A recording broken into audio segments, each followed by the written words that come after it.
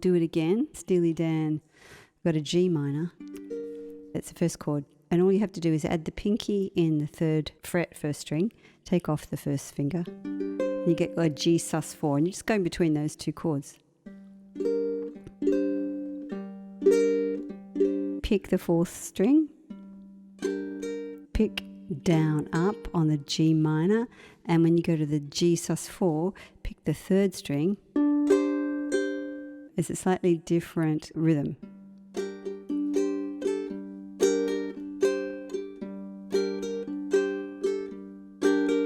It's the verse. The chorus is fret 3, bar or 4.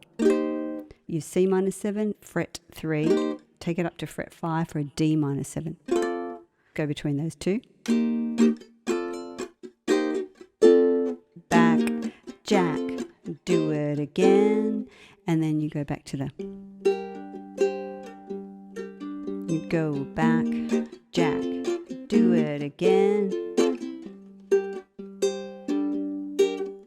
And there is one more chord, the D7, connecting chord between the chorus and the verse. You can just do a D7.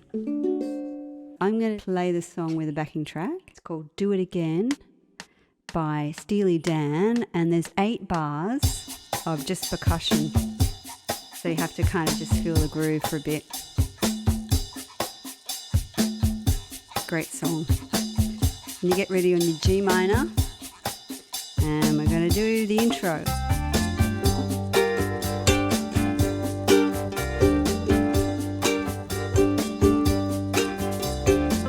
We've got 16 bars of this.